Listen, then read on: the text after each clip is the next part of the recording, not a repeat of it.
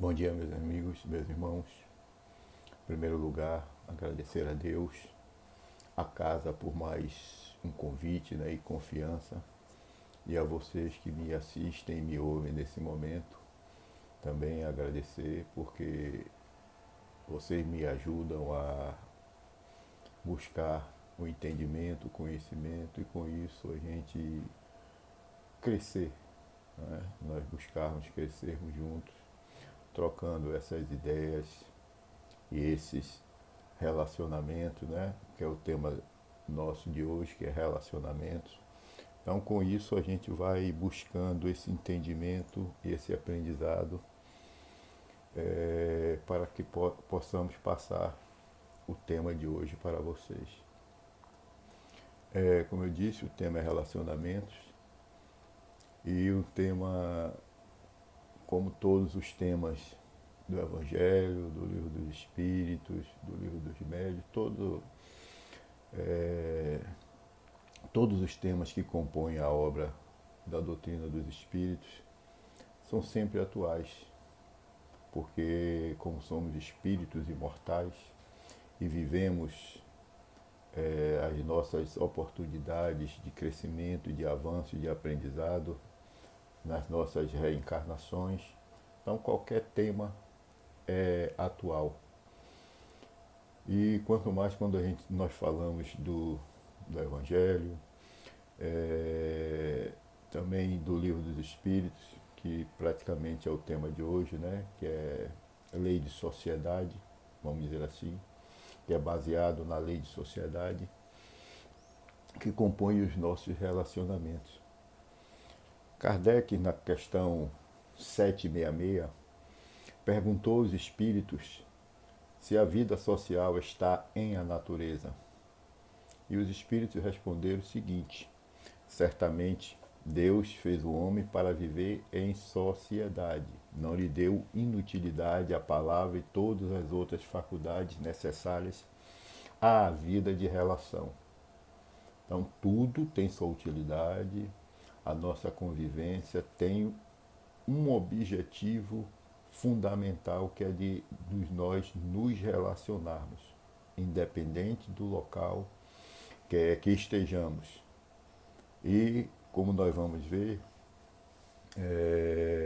o nosso primeiro relacionamento é com a nossa família.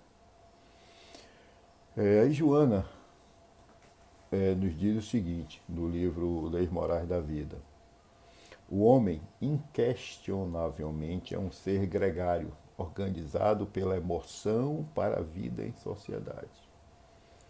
Isso que nós devemos ter em mente. Não adianta querermos fugir, né? Tem um amigo que diz que o ditado popular Michele, não adianta nós corrermos, né? Nós não conseguimos, nós nos escondemos, correr, mas nós não conseguimos nos esconder, desculpe, porque a nossa consciência está lá sempre nos cobrando. Não adianta querermos fugir para conseguir viver sem problemas, sem dificuldades. Nós não vamos conseguir, porque são exatamente essas dificuldades, esses obstáculos que fazem com que cresçamos, tanto intelectualmente quanto espiritualmente. Por isso que a gente ainda não consegue compreender que porque temos tantas dificuldades. Algumas dificuldades são colocadas por nós mesmos, através das nossas reencarnações, onde, não cumprindo a lei, nos ficamos devedores da lei. Então, devemos sempre nos reajustarmos, procurarmos cumprir a partir de agora, para que a gente possa avançar e evoluir, e com isso ir diminuindo as nossas responsabilidades, né? Diminuindo não, aumentando as nossas responsabilidades e se conscientizando das nossas responsabilidades. Muitas vezes esquecemos que as dificuldades, os problemas, alguns causados por nós mesmos, faz parte do nosso crescimento. Querer viver sem problema e sem dificuldade é querer ficar estacionário, porque nós não retrogradamos, nós não retrocedemos no nosso aprendizado, nós só vamos para frente. Chico, outro dia eu vi uma palestra de Haroldo Dutra, onde ele dizia que Chico falava o seguinte: mesmo rastejando, eu vou para frente. Então, é isso que a gente deve ter em mente. Não, vamos dizer assim, todas as oportunidades que tenhamos, as dificuldades, tanto físicas quanto morais, nós devemos analisar, nos conhecer, né, buscar nos conhecermos, para que a gente possa avaliar e ver, principalmente na conscientização da imortalidade do espírito, qual o objetivo que nós vamos alcançar, que é a perfeição relativa. Nós não viemos aqui para sofrer, viemos aqui para evoluir e fomos criados para a perfeição relativa, consequentemente para sermos felizes. Todos nós vamos chegar lá, independente de que grau evolutivo estejamos. E Allan Kardec, lá na introdução do Livro dos Espíritos, ele diz o seguinte: a vida material é uma prova que eles cumprem sofrer repetitivamente até que haja atingido a absoluta perfeição moral.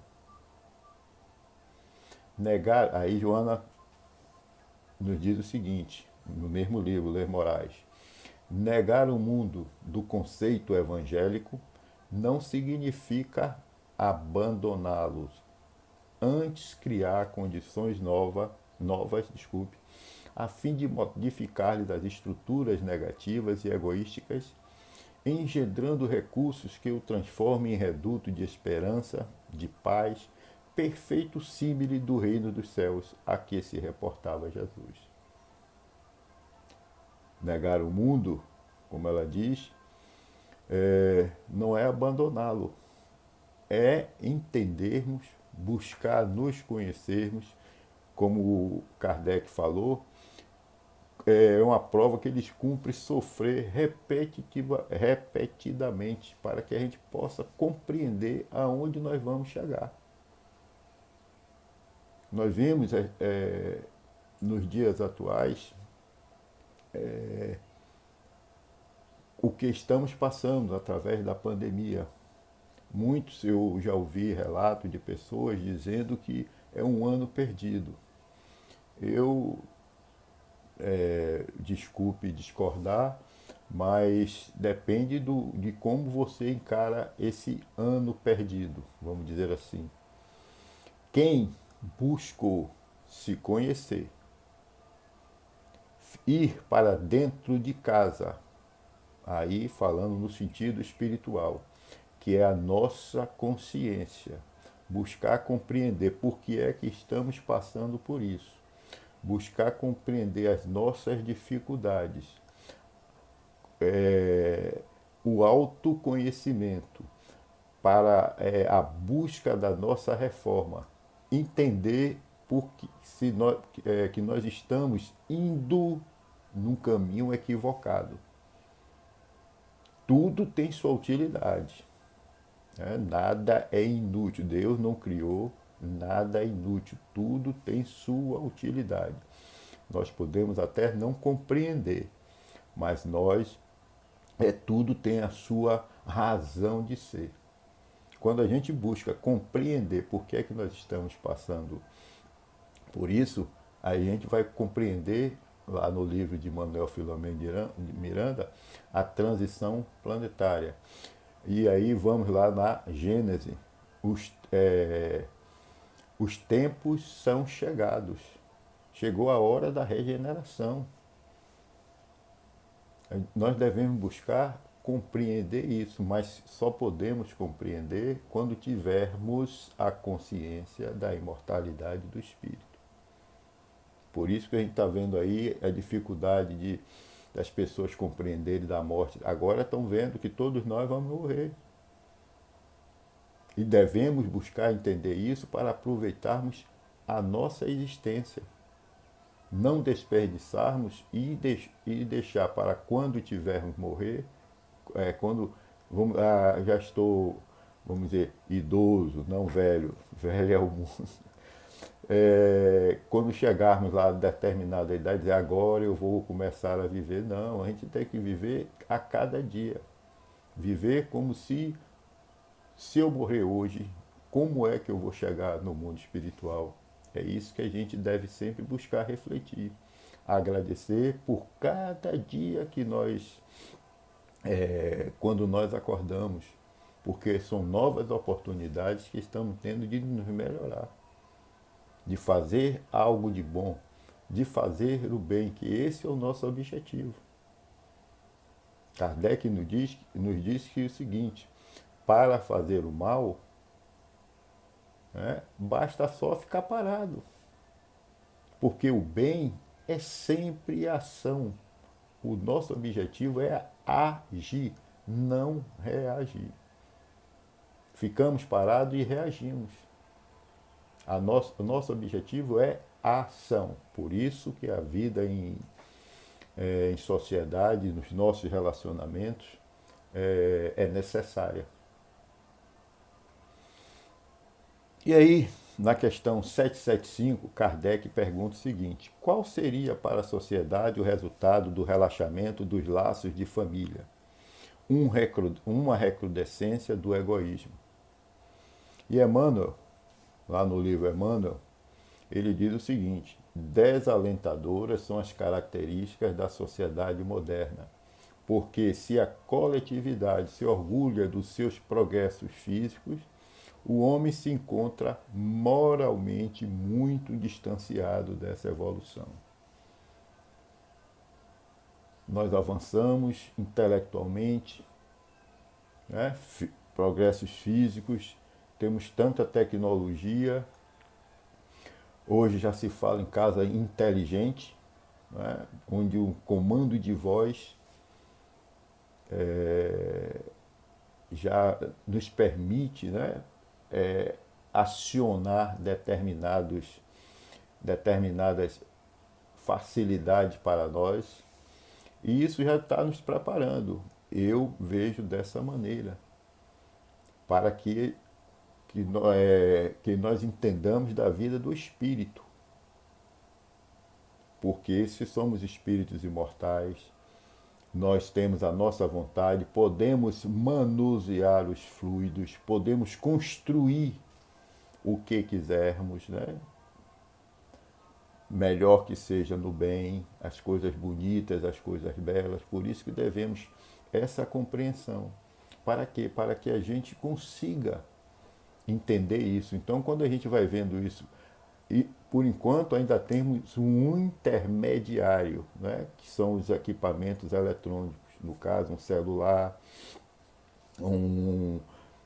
uma geladeira, que é assim, que tem a geladeira que já faz a relação de itens, que é necessário para comprar, ela faz, e a depender do seu cadastro lá, ela já envia para o local para efetuar a compra, e a compra é entregue em sua residência. Então, a gente vai percebendo que a gente já está avançando, mas para isso a gente precisa evoluir moralmente. Porque a relação e a forma de comunicação do espírito é através do pensamento. E para isso nós precisamos ter moral para que consigamos captar e entender o pensamento do outro, como Jesus conhecia o nosso pensamento. Mas por que ele conhecia? Porque ele era moralmente muito, muito superior do que nós. Ainda é, desculpe. Foi Jesus quando estava encarnado, mas o Espírito, o Cristo, é muito, muito superior do que nós. E aí que a gente não consegue entender. Se ele fazia aquilo, ele disse que nós também temos condições. E para que, como podemos adquirir essas condições? Através do nosso melhoramento, do nosso aprimoramento moral. No dia que tivermos essa consciência, a gente vai modificar bastante. Mas tudo tem seu tempo, tudo é, o tempo de Deus é diferente do nosso. Nós queremos imediatamente, mas esquecemos de nos esforçar também imediatamente. Vivendo a pena, Emmanuel, no mesmo livro, Emmanuel, vivendo a pena entre as coisas relativas à matéria, submergem nas superficialidades prejudiciais ao seu avanço espiritual. Vivemos com as coisas materiais, nos apegamos às coisas materiais e esquecemos das coisas espirituais. Por isso que a gente está com tanta dificuldade, porque pensamos que vamos perder. Essas coisas não são nossas. E tudo material vai ficar aqui. Nós não vamos levar nada para o mundo espiritual de material. Só as únicas coisas que vamos levar são os nossos tesouros, os nossos conhecimentos e os nossos avanços morais. E se a gente não avançar, também o que a gente tiver conquistado até aquele momento é o que nós vamos levar. Não adianta buscar possuir cada vez mais quando até o nosso corpo vai ficar aqui. Por isso nos apegamos tanto, temos tanto tempo, tanto medo de perder o que não é nosso. Tudo material nos é emprestado para que utilizemos e devolvamos, no mínimo, na mesma condição, quando não devolvamos em condições melhores. É isso que nós devemos sempre fazer. Parábola dos talentos. E Joana, no mesmo livro, Leis Morais da Vida, ela diz o seguinte: o seu insulamento a pretexto de servir a Deus constitui uma violência à lei natural, caracterizando-se por uma fuga injustificável à responsabilidade do dia a dia. Não adianta, a pretexto de servir a Deus, buscar viver no insulamento ou viver isolado. Como eu costumo dizer, nós devemos viver, me desculpe a palavra, na muvuca. Viver ali. É ali que nós vamos ser testados se nós já estamos avançando um pouquinho. Quem já faz isso entende o que eu estou falando. Quem pega ônibus, principalmente ônibus no horário de, vamos dizer assim, chamado horário de pico, horário onde está todo mundo saindo, onde os ônibus vêm lotados. Então, a gente vê de tudo. E é ali que a gente vai aprender a ter tolerância, paciência, respeito ao outro. E é assim que a gente vai vendo como nós estamos avançando. E é isso que a gente deve sempre buscar, compreender, viver na sociedade, como dizia Paulo, está no mundo sem ser do mundo.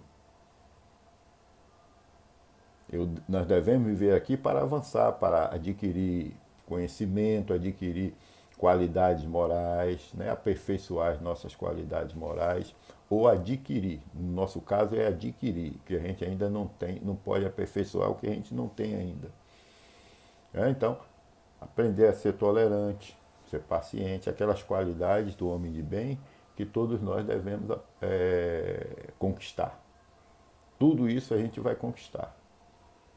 Por isso que devemos fazer a nossa reforma íntima, o conhecer a si mesmo, para que a gente possa conhecer as nossas dificuldades, as nossas montanhas, orgulho, egoísmo, inveja, tudo aquilo que a gente já conhece, mas tem dificuldade de querer se livrar, vamos dizer assim.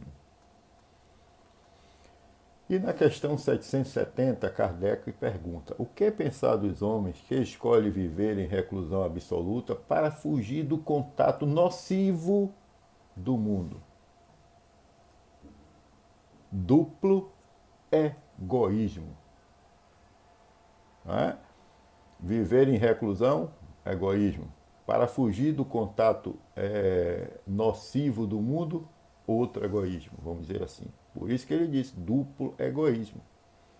Nós não conseguimos avançar, progredir isoladamente. Como é que eu vou saber que eu estou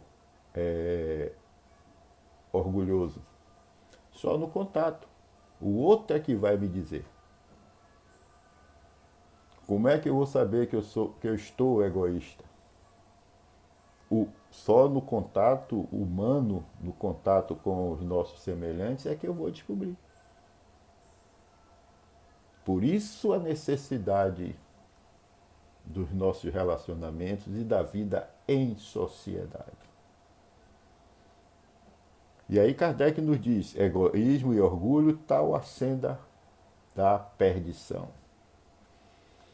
E Leon Denis, no livro Depois da Morte, né, Orgulho, Riqueza e Pobreza, lá no capítulo, ele diz o seguinte: dele procedem todos os transtornos da vida social, as rivalidades das classes e dos povos, as intrigas, o ódio, a guerra. No caso aqui, ele falando do orgulho, mas que também serve para o egoísmo. Quando eu tento tomar, me apropriar dos bens dos outros, eu estou sendo egoísta. E aí o que é que faz? São os transtornos da vida social. E aí procede o quê? A rivalidade de classe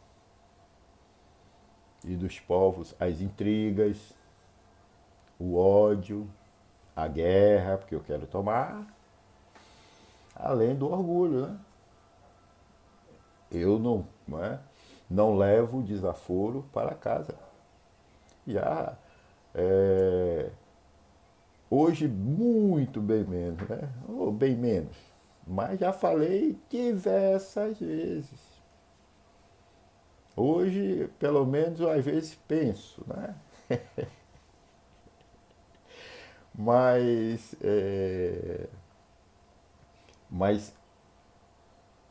sempre disse isso.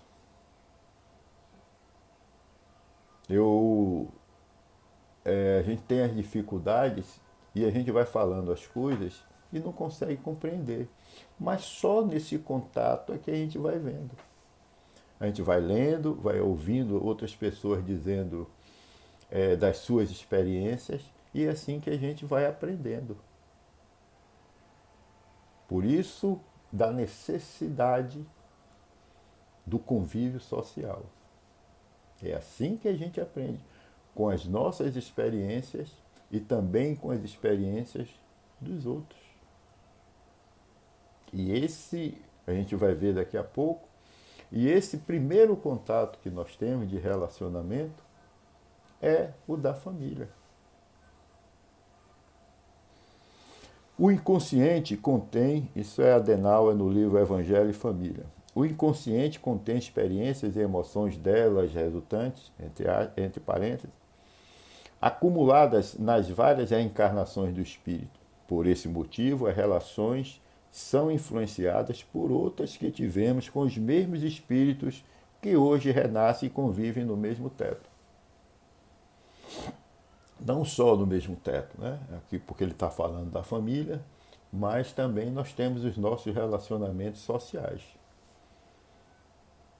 Relacionamento de, vamos dizer assim, de doutrinas, de religiões, de viver socialmente, de clubes sociais, de trabalho.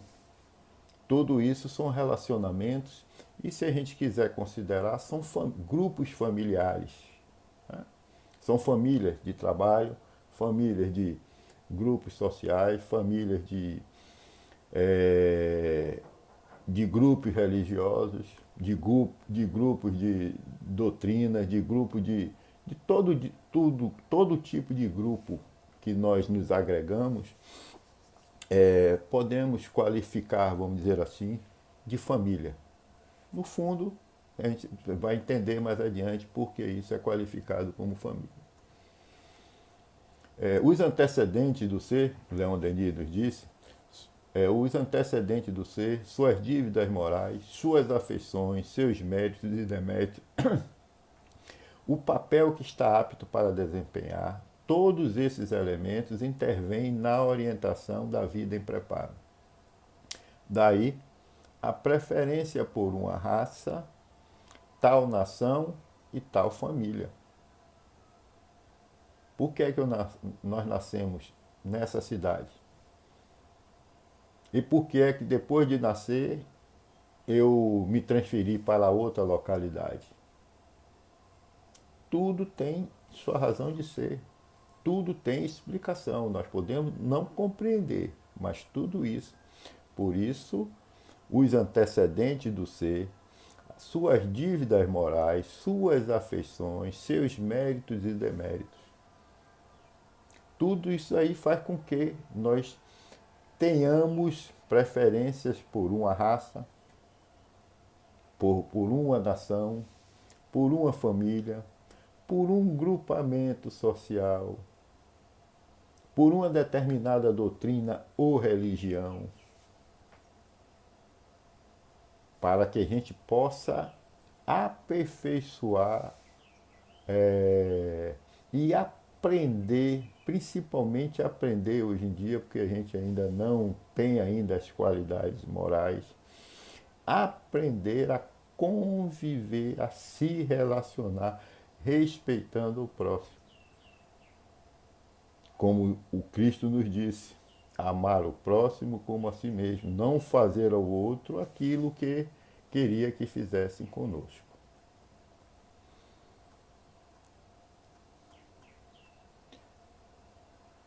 E aí Adenauer nos diz o seguinte: a família é o campo de entrada do espírito pelas portas da reencarnação na vida material. E Allan Kardec nos diz: no espaço, os espíritos formam grupos ou famílias entrelaçados pela afeição, pela simpatia e pela semelhança das inclinações. E Emmanuel reforça o seguinte: habitualmente, somos nós mesmos quem planifica a formação da família antes do renascimento terrestre, chamando a nós antigos companheiros de aventuras infelizes, prometendo-lhes socorro e oportunidade de elevação e resgate. Então, quando tivermos um familiar, um amigo ou companheiro de jornada que nos proporciona algumas dificuldades, alguns inconvenientes, não reclamemos, porque fomos nós mesmos que nos predispomos a vir a ajudá-lo, ou até também que ele nos ajude para que a gente possa avançar. Chamando a nós antigos companheiros de aventuras infelizes. E ainda digo, prometendo-lhe socorro e oportunidade de elevação e resgate. E quando chega aqui, fazemos o que fazemos. E o que é a família? Adenauer nos diz isso em qualquer, vamos dizer assim,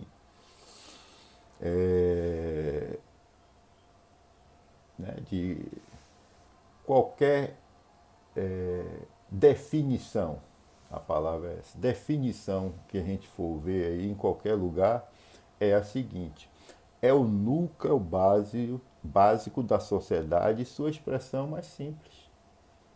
Por isso que lá no início eu disse que é na família que acontecem os nossos primeiros relacionamentos. É o núcleo básico da sociedade e sua expressão mais simples.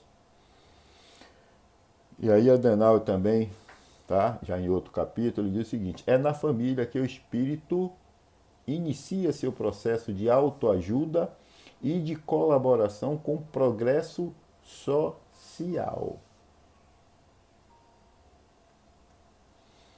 E aí o Papa Francisco nos disse o seguinte: a família é um grupo de pessoas cheias de defeitos que Deus reúne para que convivam com as diferenças e desenvolvam a tolerância, a benevolência, a caridade, o perdão, o respeito, a gratidão, a paciência, direito e dever, limites, enfim, que aprendam a amar, fazendo ao outro o que quer que o outro lhe faça, sem exigir deles a perfeição que ainda não temos. Eu acho que ele pegou essa frase aí de Chico Xavier, que Chico Xavier disse o seguinte: ao outro eu dei o direito de ser como é. A mim eu dou o direito de ser melhor, cada vez mais. Então, é isso que a gente deve buscar sempre, né? É um grupo de pessoas, é na família que o espírito inicia o seu processo de autoajuda e de colaboração com progresso social. Embora alguns ainda queiram destruir os laços familiares, destruir a estrutura familiar, mas é na família, que é o núcleo básico, é assim que nós aprendemos a nos relacionar. É aí que nós aprendemos a amar. É o primeiro relacionamento que temos, é na família. Se nós não tivermos um bom relacionamento na família, o que é que vai acontecer? Na sociedade eu também não vou ter bons relacionamentos, porque isso está dentro de mim. Eu não consigo conviver com o outro. Se eu não consigo conviver com aqueles que estão mais próximos, são os meus, vamos dizer assim, afetos consanguíneos, imagine com o outro que eu nem conheço. Se eu não consigo ter afeto por aquele que está próximo de mim, próximo mesmo no sentido de proximidade, e não consigo essa convivência, então eu não vou conseguir em nenhum outro lugar. Eu posso disfarçar, né? Criar o verniz da sociedade, o verniz social, a aparência, uma máscara para dizer que eu sou sociável, que eu respeito os outros, mas uma hora a máscara cai. E é o que está acontecendo muito nos dias de hoje. As máscaras todas estão caindo. E vão cair cada vez mais.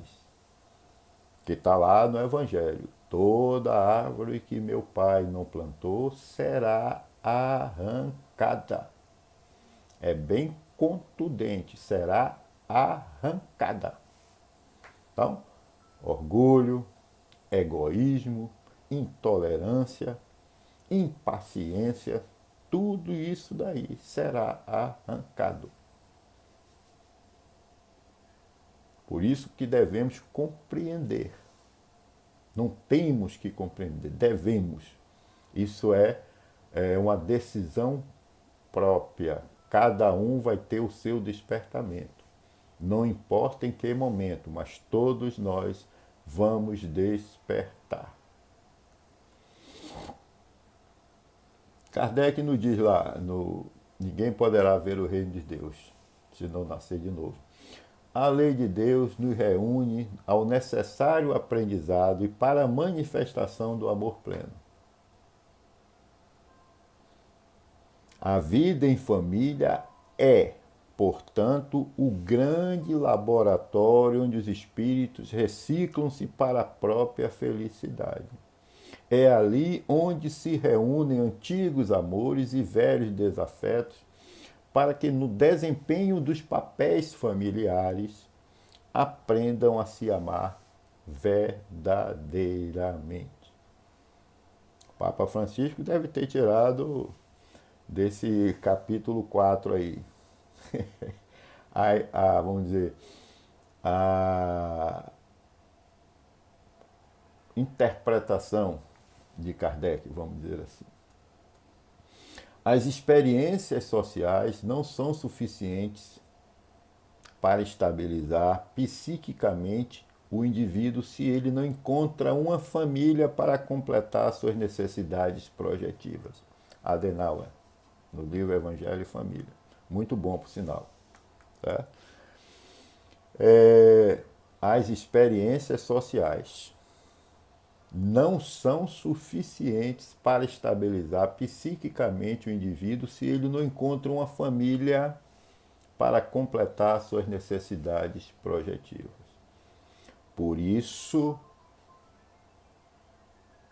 que buscam destruir o núcleo familiar para que, com isso, qualquer experiência social que eu tenha não vai substituir o núcleo familiar. Tudo que a gente aprende de moral, de relacionamento com o outro, aprendemos na nossa família. É ali onde se reúnem antigos amores e velhos desafetos para que no desempenho dos papéis familiares aprendam a se amar verdadeiramente. Por isso que eu disse que o primeiro relacionamento é na vida familiar. Depois vem os outros, né? Os amigos, os conhecidos, os colegas de trabalho, que se tornam muitas vezes amizades. Tudo isso tem na base a vida familiar. Por isso devemos lutar para manter a estrutura familiar como forma da sobrevivência da sociedade. Senão, vai ser uma recrudescência do egoísmo. Como diz no ditado popular, vai ser cada um por si e Deus por todos nós. É esse entendimento que nós devemos ter, principalmente nos dias de hoje, onde a transição já começou e hoje nós estamos passando para a regeneração, onde todo aquele, vamos dizer assim, o lodo que está dentro de nós está vindo à tona. Não sei se é lá os tempos são chegados, onde diz, não são mais as entranhas do planeta que vão se agitar, mas as entranhas, né? O nosso interior é que está sendo agitado. Todo aquele lodo está no rebuliço, para que ele venha à tona e com isso vá penetrando só água límpida, para que esse lodo todo saia. E é isso que a gente ainda não consegue compreender. Mas vamos despertar. E aí, todo tipo de relacionamento envolve convivência, comunicação e atitudes que devem ser recíprocas. Por isso que devemos viver em sociedade. Porque se eu viver sozinho, quem é que vai estabelecer os meus limites? A minha liberdade acaba onde começa a liberdade do outro. Eu posso ser, vamos dizer assim, eu não sou livre. Eu estou limitado na liberdade do outro. Eu não tenho a liberdade absoluta, eu tenho uma liberdade relativa. porque eu vou até onde os limites da liberdade do outro. Eu não posso, quer dizer, não posso não, né? Eu posso, mas não devo ultrapassar a liberdade do outro. Quando eu ultrapasso, aí eu estou sendo o quê? Ou egoísta ou orgulhoso, intolerante, impaciente. E aí é que a gente, por isso que precisa desses limites. Alguém vai ter que, opa, peraí, não, nada disso. Você está invadindo o meu pedaço. Eu tenho direito a pensar e a falar o que eu quiser. Desde que eu não fira, não ofenda o outro. Por isso, antes da gente pensar para depois, por isso que a gente deve pensar muito antes, né? Contar até 10, não, não tem um ditado que diz, conte até 10 antes de responder. Para quê? Para que a gente pense, reflita, para que a gente não reaja. Porque quando a gente age, nós estabelecemos um diálogo respeitoso, um relacionamento respeitoso. E convivência é o quê? A ação, o efeito de conviver. Medo, desculpa, modo de vida em que se pode partilhar. Vida em comum.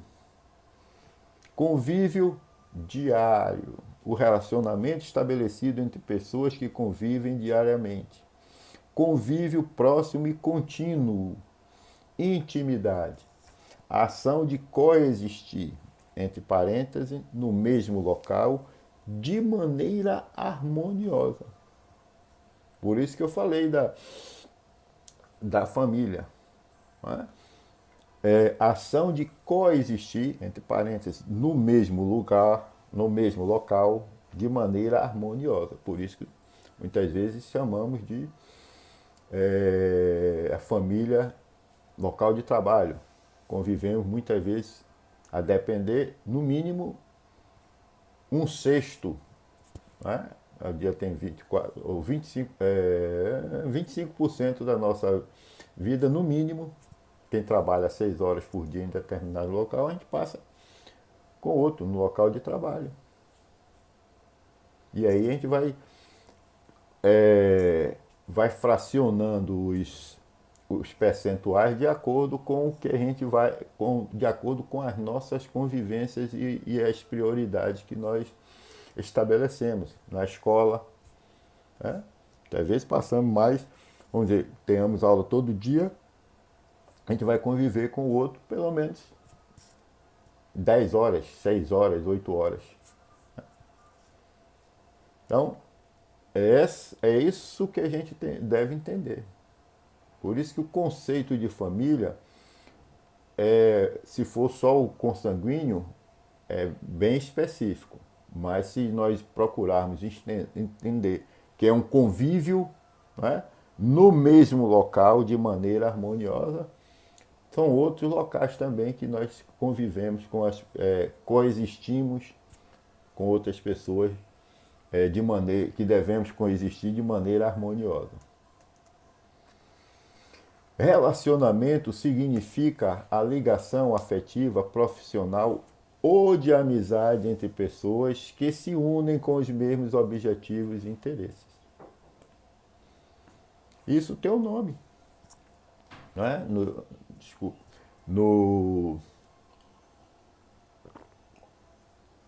Na doutrina dos espíritos, isso chama-se afinidade, chama-se sintonia, padrão vibratório.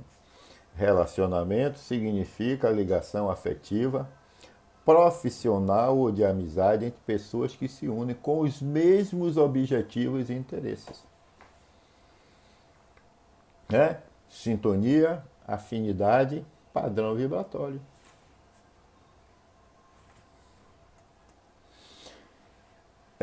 Aí Adenauer nos diz o seguinte: essa alquimia contribui para que se construa no interior da alma humana o sentimento de amor. Né?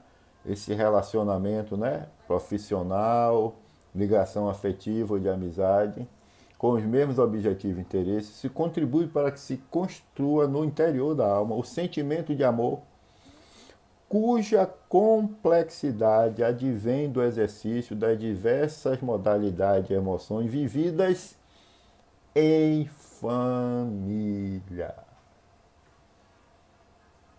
Como é o nosso primeiro relacionamento, é o da família, se nós não tivermos a base bem consolidada, nós não teremos, vamos dizer assim, a estrutura geral vai ficar comprometida porque a base não está solidificada, não está sólida, não está coesa, não está segura.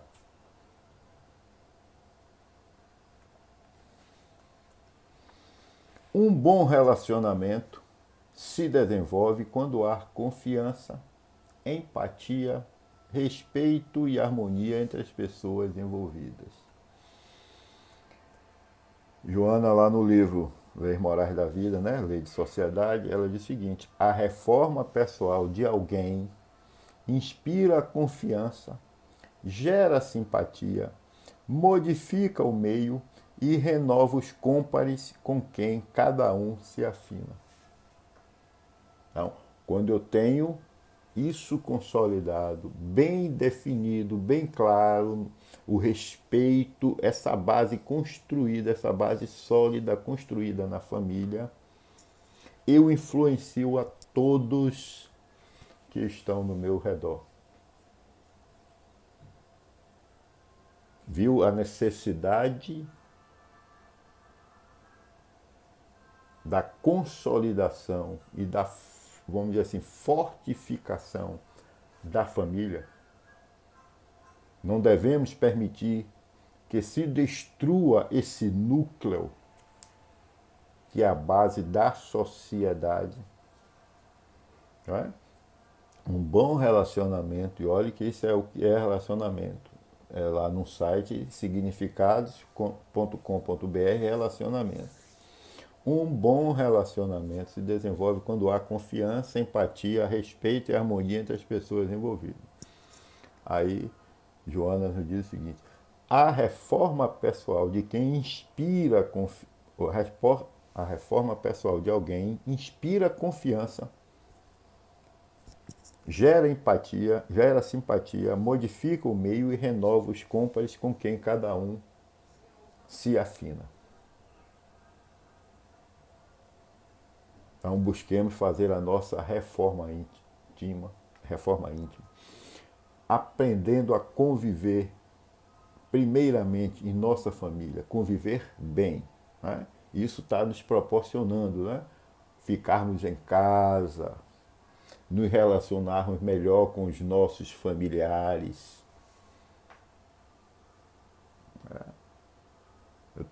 Outro dia eu estava falando no estudo aí do Evangelho do Lar João Batista, que os pais, né, mandaram para a escola seus anjinhos e receberam de volta agora na pandemia os diabinhos.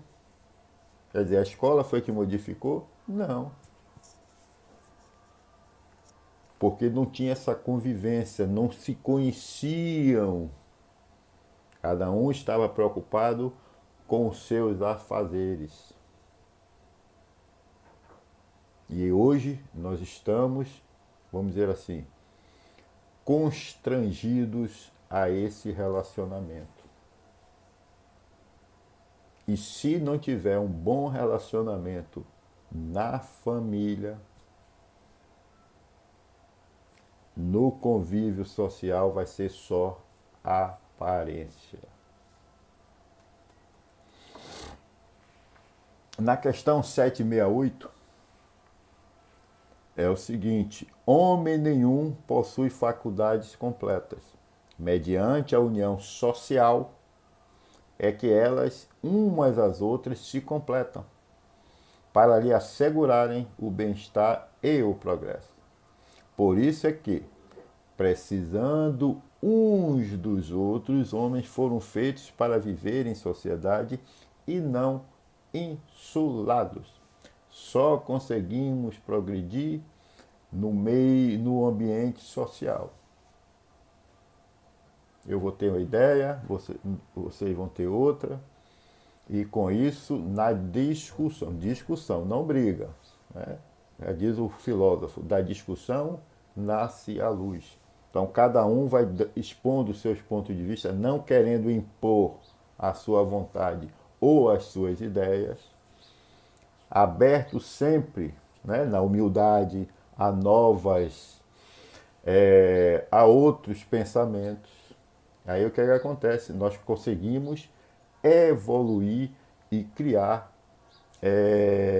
soluções para que cada um tenha o seu bem-estar e o progresso. E não nos esqueçamos, né, que Joana vai nos dizer, os amigos são companheiros que também têm problemas. Por essa razão se acercam de ti, para que possamos resolver os nossos problemas. Cada um vai aprendendo com o outro. Às vezes eu tenho um problema que é semelhante ao seu, tem uma desculpe, vocês têm uma solução que eu não consegui enxergar. E aí, quando nós estamos comentando sobre os nossos problemas, você fala como foi que resolveu, desperta em mim e quando eu vou buscar, encontro a solução dos meus problemas. Por isso que devemos viver em sociedade. Desculpe, viu?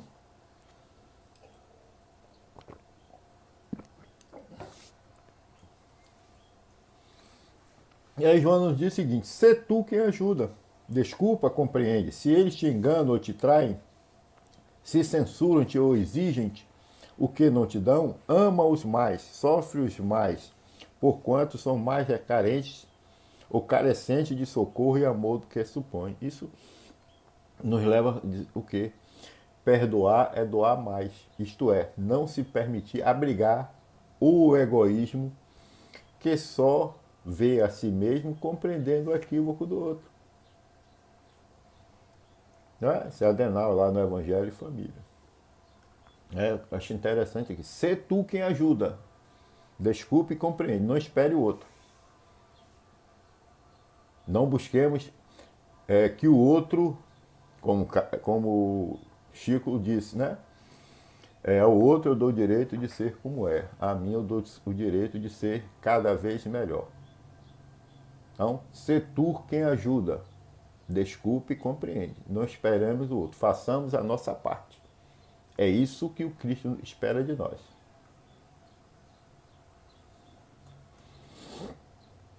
E Adenauer também diz o seguinte: cultivar o perdão no ambiente doméstico é capacitar-se para a convivência social plena. Só cresce quem sabe perdoar e abre o coração e acolhimento ao outro. Joana reforça: viver o Cristo é também conviver com o próximo, aceitando-o conforme suas imperfeições, sem constituir de fiscal ou pretender corrigi-lo, antes acompanhando-o com bondade, inspirando-o ao despertamento e à mudança de conduta de modo próprio. Viu? Por isso eu gosto desse livro de Adenauer, é o seguinte: a importância da família. Cultivar o perdão no ambiente doméstico é capacitar-se para a convivência social plena. Plena. Isso é viver o Cristo. Viver o Cristo é também conviver com o próximo, aceitando conforme suas imperfeições.